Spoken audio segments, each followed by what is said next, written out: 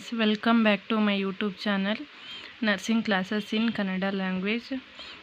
Today we will discuss about first unit introduction to anatomy and physiology. ಇವತ್ತು ನಾವು first unit anatomy and ಫಿಸಿಯಾಲಜಿದು first unit introduction anatomy ಅಂದ್ರೇನು, physiology ಅಂದ್ರೇನು, ಅದರ ಇಂಟ್ರೊಡಕ್ಷನ್ನ ಇವತ್ತು ಈ ಕ್ಲಾಸಲ್ಲಿ ತಿಳ್ಕೊಳ್ಳೋಣ. It is a study of structure. Anatomy ಅಂದರೆ ಸ್ಟ್ರಕ್ಚರ್ ಬಗ್ಗೆ ಸ್ಟಡಿ ಮಾಡೋದನ್ನು ಅನಾಟಮಿ ಅಂತ ಕರಿತೀವಿ. ಅದರದ್ದು ಪರ್ಫೆಕ್ಟ್ ಡೆಫಿನಿಷನ್ ಅಂದರೆ it is a branch of medical science. It deals with study of structure of human body and organs. ಇವಾಗ ಪರ್ಫೆಕ್ಟ್ ಆಗಿರೋ ಒಂದು ಡೆಫಿನಿಷನ್ ಬರೆದ್ರೆ ಎಕ್ಸಾಮಲ್ಲಿ ಗುಡ್ ಮಾರ್ಕ್ಸ್ನ ಅರ್ನ್ ಮಾಡ್ಬೋದು. ಇವಾಗ it is a study of structure human body and organs. ನಾವಿವಾಗ human body ಅಥವಾ ಅದರಲ್ಲಿರೋ ಆರ್ಗನ್ಸ್ ಬಗ್ಗೆ ಸ್ಟಡಿ ಮಾಡೋದನ್ನೇ ಅನಾಟಮಿ ಅಂತ ಕರಿತೀವಿ. ಅದರಲ್ಲಿ ಏನೇನ ಸ್ಟಡಿ ಮಾಡ್ಬೋದು ಅಂತ ಅಂದರೆ, ಇವಾಗ ಹ್ಯೂಮನ್ ಬಾಡಿಲಿ ಫಾರ್ ಎಕ್ಸಾಂಪಲ್ ಒಂದು ಆರ್ಗನ್ ತೊಗೊಳ್ಳೋಣ. ಬ್ರೇನ್ ಯಾವ ಶೇಪಲ್ಲಿದೆ, ಎಲ್ಲಿ ಲೊಕೇಟ್ ಆಗಿರುತ್ತೆ, ಅದರಲ್ಲಿರೋ ಸೆಲ್ಸ್ ಏನು, ಮತ್ತು ಅದ್ರ ವೇಟ್ ಎಷ್ಟಿದೆ ಅಂತ ಸ್ಟಡಿ ಮಾಡೋದನ್ನೇ ಅನಾಟಮಿ ಅಂತ ಕರಿತೀವಿ. ಇದಿಷ್ಟು ನಿಮಗೆ ಅರ್ಥ ಆಗಿರ್ಬೋದು. Next branches are a subdivision of anatomy. ಇವಾಗ ಅನಾಟಮಿಲಿ ಕೆಲವೊಂದಿಷ್ಟು ಬೇರೆ ಬೇರೆ ರೀತಿ ಬ್ರ್ಯಾಂಚಸ್ ಅಥವಾ ಸಬ್ ಡಿವಿಷನ್ಸ್ ಇದ್ದಾವೆ. ಅವು ಯಾವ್ಯಾವುದು ಅಂತ ಇವಾಗ ನೋಡ್ಕೊಂಬರೋಣ. First gross or macro anatomy. Gross or macro anatomy ಅಂತ ಅಂದರೆ it is a study of structure visible with a naked eye. ಅಂದರೆ ನಾವು ಬರಿಗಣ್ಣಿಂದ ನೋಡಿ ಯಾವುದನ್ನು ಸ್ಟಡಿ ಮಾಡ್ತೀವಲ್ಲ, ಯಾವ ಸ್ಟ್ರಕ್ಚರ್ನ ಸ್ಟಡಿ ಮಾಡ್ತೀವಲ್ಲ ಅದನ್ನು ಮ್ಯಾಕ್ರೋ ಅನಾಟಮಿ ಅಂತ ಕರಿತೀವಿ. For example brain, heart, kidney ಇತ್ಯಾದಿ ಇವೆಲ್ಲನೂ ನಾವು ಬರಿಗಣ್ಣಿಂದನೇ ಸ್ಟಡಿ ಮಾಡ್ಬೋದು. ಅದಕ್ಕೆ ಮ್ಯಾಕ್ರೋ ಅನಾಟಮಿ ಅಂತ ಕರಿತೀವಿ. Next micro anatomy it is a study of structure under with microscope. ಇವಾಗ ಮೈಕ್ರೋ ಅನಾಟಮಿ ಅಂದ್ರೇ ಗೊತ್ತಾ, ಮೈಕ್ರೋ ಅಂದ್ರೇ ಸ್ಮಾಲ್. ಅದು ಕಣ್ಣಿಗೂ ಕಾಣಿಸದೇ ಇರೋಷ್ಟು ಸ್ಮಾಲ್ ಇರೋದ್ರಿಂದ ಅದನ್ನು ಮೈಕ್ರೋಸ್ಕೋಪ್ ಯೂಸ್ ಮಾಡಿ ನಾವು ಸ್ಟಡಿ ಮಾಡ್ತೀವಿ. For example cells, tissues. ಇವಾಗ study of cells is called cytology and study of tissue is called histology. ಅದನ್ನು ನಾವು ಮೈಕ್ರೋ ಅನಾಟಮಿಲಿ ಕಾಣ್ಬೋದು. ನೆಕ್ಸ್ಟ್ ಕ್ಲಿನಿಕಲ್ ಅನಾಟಮಿ ಅಂತಂದರೆ ಇವಾಗ study of structure in clinical science and symptoms. ಅಂದರೆ ಇವಾಗ ಒಂದು ಹಾಸ್ಪಿಟಲಲ್ಲಿ ಯಾವ ರೀತಿ ಇವಾಗ ಒಂದು ಡಿಸೀಸ್ ಬಂದಿರುತ್ತೆ, ಅದರ ಸೈನ್ಸ್ ಆ್ಯಂಡ್ ಸಿಮ್ಟಮ್ಸು ಏನೇನು ಚೇಂಜಸ್ ಆಗಿದೆ ಅಂತ ಸ್ಟಡಿ ಮಾಡೋದನ್ನು ಕ್ಲಿನಿಕಲ್ ಅನಾಟಮಿ ಅಂತ ಕರಿತೀವಿ. ನೆಕ್ಸ್ಟ್ ರೀಜ್ನಲ್ ಅನಾಟಮಿನೂ study of structure with regional. ಇವಾಗ ಒಂದು ಪರ್ಟಿಕ್ಯುಲರ್ ರೀಜ್ನಲ್ ಅಂದರೆ ಇವಾಗ ಹೆಡ್ ಟು ನೆಕ್ ಅಂತ ಅದರಲ್ಲಿ ಬರೋ ಎಲ್ಲ ಪಾರ್ಟ್ಸನ್ನು, ಇವಾಗ ಸ್ಕಲ್ ಬೋನ್ಸ್, ಫೇಸ್ ಬೋನ್ಸ್ ಎಲ್ಲನೂ ಸ್ಟಡಿ ಮಾಡೋದಕ್ಕೆ ರೀಜ್ನಲ್ ಅನಾಟಮಿ ಅಂತ ಕರಿತೀವಿ.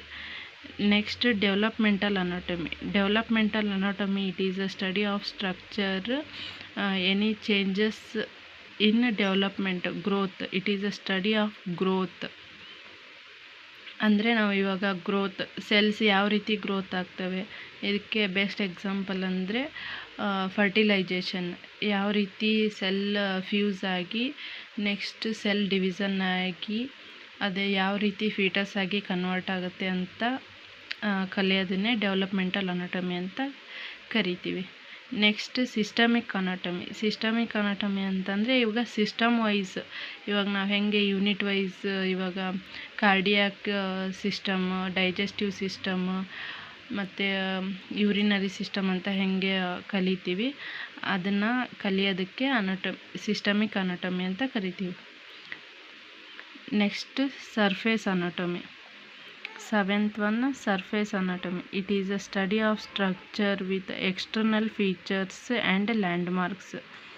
ಅಂತ ಸರ್ಫೇಸ್ ಅನಾಟಮಿ ಅಂತ ಅಂದರೆ ಇವಾಗ ಬಾಡಿ ಔಟ್ಸೈಡ್ ನಾವು ಯಾವ ರೀತಿ ಎಕ್ಸ್ಟರ್ನಲ್ ಫೀಚರ್ಸಿಂದ ಲ್ಯಾಂಡ್ಮಾರ್ಕ್ಸಿಂದ ಅನಾಟಮಿನ ಬಾಡಿ ಆರ್ಗನ್ಸ್ನ ಸ್ಟಡಿ ಮಾಡ್ಬೋದು. ಅಂದರೆ ಇವಾಗ ಪಲ್ಸ್ ಚೆಕ್ ಮಾಡ್ತೀವಿ, ರೇಡಿಯಲ್ ಬ್ರೇಕಿಯಲ್ ಪಲ್ಸ್ ಯಾವ ರೀತಿ ಚೆಕ್ ಮಾಡ್ತೀವಲ್ಲ ಅದು ಇದಕ್ಕೆ ಸರ್ಫೇಸ್ ಅನಾಟಮಿಗೆ ಬೆಸ್ಟ್ ಎಕ್ಸಾಂಪಲ್ ಆಗಿರುತ್ತೆ. ಇವಾಗ ನೋಡಿದ್ರಲ್ಲ ಅನಾಟಮಿ ಅಂದರೆ ಏನು ಮತ್ತು ಅದರ ಬ್ರ್ಯಾಂಚಸ್ ಅಥವಾ ಸಬ್ ಡಿವಿಷನ್ಸ್ ಯಾವ್ಯಾವು ಅಂತ ಕಲ್ತ್ವಿ. ಇವಾಗ next physiology definition. What is mean by physiology?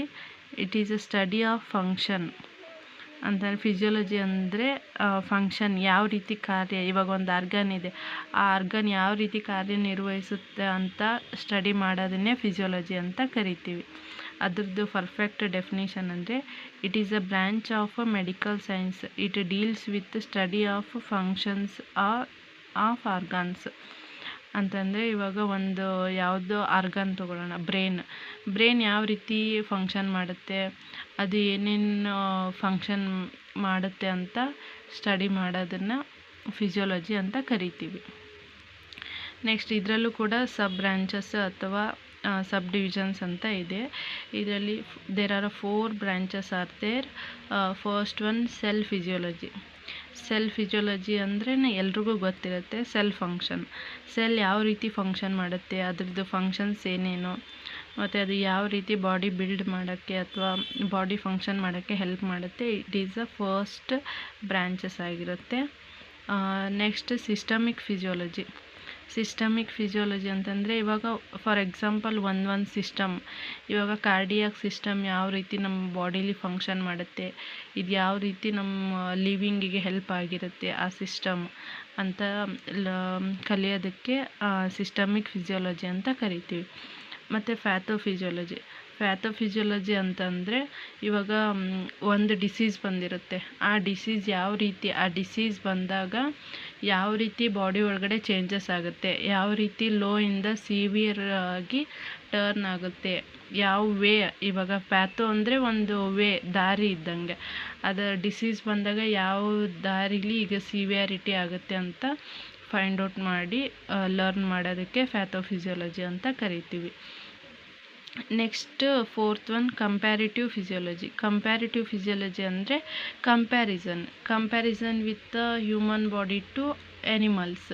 ಇವಾಗ ಫಾರ್ ಎಕ್ಸಾಂಪಲ್ ಹ್ಯೂಮನ್ ಹಾರ್ಟ್ನ ಬೇರೆ ಪ್ರಾಣಿಗಳಿಗೆ ಅಥವಾ ಬೇರೆ ಹ್ಯೂಮನ್ಗೆ ಕಂಪೇರ್ ಮಾಡೋದನ್ನು ಕಂಪ್ಯಾರಿಟಿವ್ ಫಿಸಿಯೋಲಜಿ ಅಂತೀವಿ. ಇವಾಗ ಹ್ಯೂಮನ್ ಹಾರ್ಟ್ನ ಪಿಗ್ ಹಾರ್ಟ್ಗೆ ಕಂಪೇರ್ ಮಾಡೋದು, ಯಾಕಂದರೆ ಪಿಗ್ ಹಾರ್ಟ್ ಮತ್ತು ಹ್ಯೂಮನ್ ಹಾರ್ಟ್ ಸ್ವಲ್ಪ ಸಿಮಿಲರ್ ಇದೆ ಅಂತ ರಿಸರ್ಚ್ ಹೇಳಿದೆ.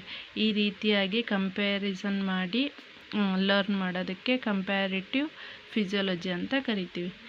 This is a physiology class notes. I think you all are understood this class.